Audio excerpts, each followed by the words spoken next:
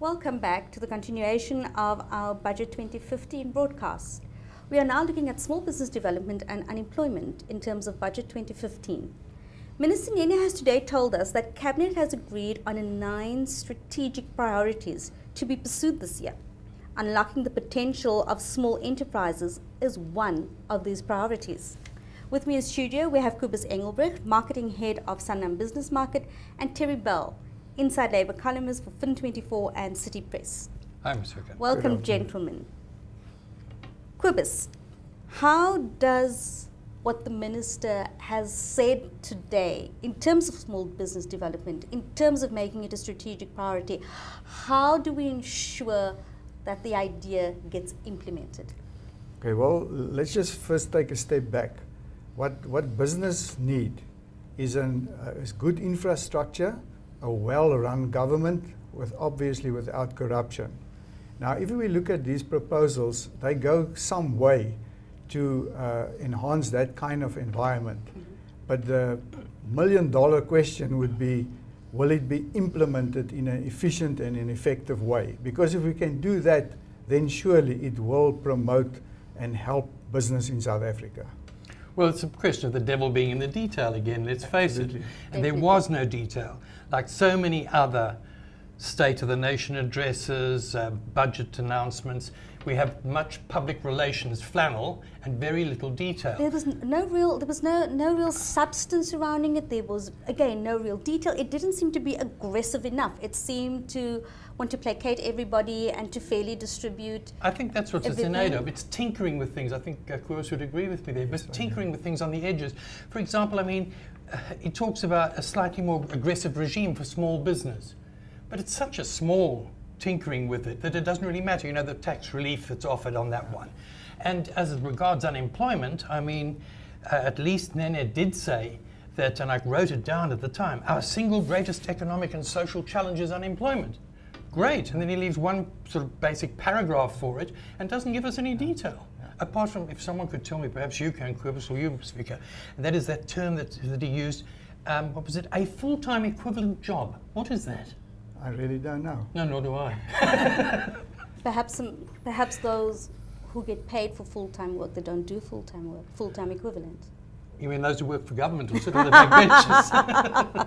Well, elaborating on what you've said about the detail, take for instance a businessman that's got some tax issue to sort out, that must go and sit in a queue at SARS for a whole day. That businessman should be closing deals, selling, managing his business. So now he's not as efficient as he should be. Creating employment. Well, creating employment for SARS, but decreating efficient or employment for the businessman. If that businessman could be 30% more efficient, he could make 30% more money. He could pay 30% more tax. He could employ 30% more people who will also be paying tax. That's the kind of stuff that we want. So we're talking about real ground level workable solutions. Yeah.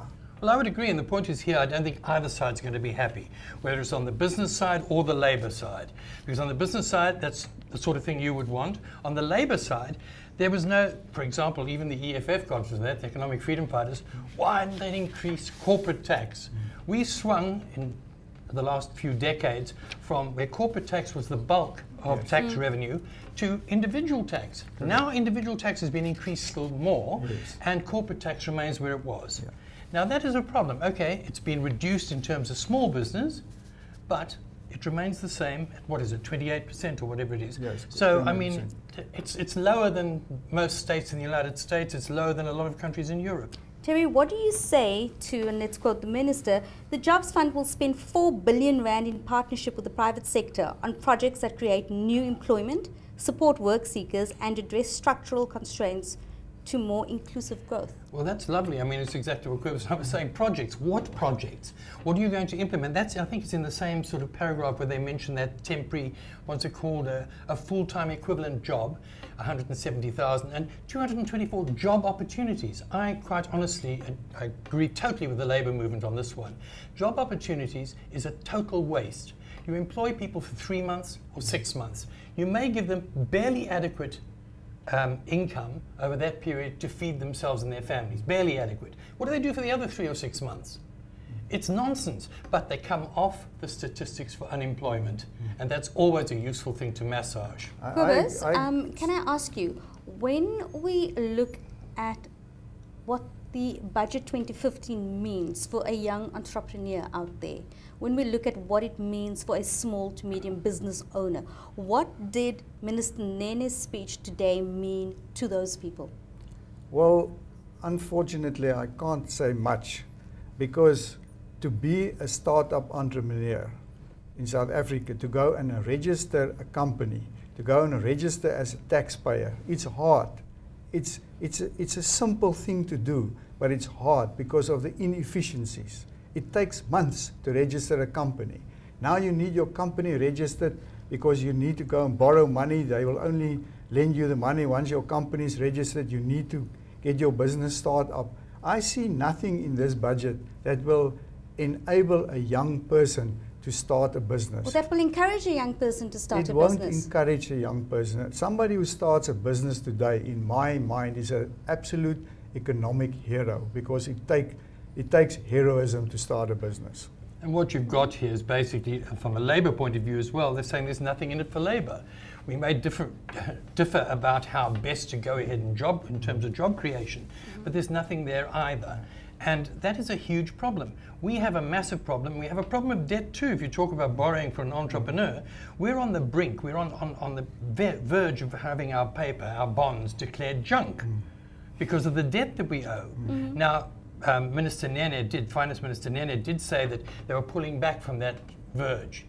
Quite honestly, looking at the figures he gave, I don't think so, particularly when you have the increase in grants, which are inadequate anyway. So what we needed was, I think, whether it be from the right or from the left, a radical approach, which we haven't had. All are the same. Yeah, I just want to get back to what you earlier said about the government creating jobs. I don't think it's government's duty or place or job to create jobs. Leave that to the private sector. Create an environment where businesses thrive, and you won't have to worry about creating jobs. So what you're saying is that Budget 2015 means nothing in the present space in which it is being presented. We need to be changing the environment. We need to be changing our economic climate. We need to be changing the way in which we do things, in which we handle small businesses. Is that what we're at? I'm saying that, and I think it should start with our attitude. What should we do? Should we sit with a dwindling amount of money that we need to spend less and less, or should we sit down and create a big environment where we can go big and grow big? Then we have more to spend and we don't have to save. You know, like any good businessman will tell you, you don't save your business out of trouble. You trade yourself out of trouble. That's what we need. But That's if you're not in the correct denominator. space, if you're not in the correct space to be doing the trading, Correct. you're not going to be doing the trading and there won't be growth. Correct. Terry, I've just got something from the Imperial which has come through on our social media platforms. He says, the Budget 2015 confirms our worst fears. The working class will forever carry the burden of our leaders' indecisiveness. They lack ideas. What is your response to that? I agree with that entirely. And the point is, we have common ground here. You would like a radical transformation one way. I would support the Labour movement's idea of a radical transformation and the other way. But we need radical and aggressive. Indeed. But I mean, abolish VAT, which is a regressive tax. Introduce a transaction tax, a small percentage on every financial transaction, developed by a man called James Tobin. You can then abolish income tax, quite honestly, because it will draw in more money. The banks aren't going to like it, but that's a sort of radical. No, I'm not putting it forward as an answer. I'm just putting it forward as a sort of radical idea. Well, you see, I agree with that kind of thinking, because to pay income tax on a regressive grade, you are punishing somebody for working hard. How does that work? I mean, that's not encouraging entrepreneurship, but if you punish, in inverted commas, somebody for spending, then you encourage people to save. What about a temporary levy on electricity? I've seen many temporary levies, like income tax was introduced incidentally as a temporary measure. Yeah. It was a temporary measure. Thank you so much, gentlemen. We've come to the end of this interview, but I'd love to have you back again.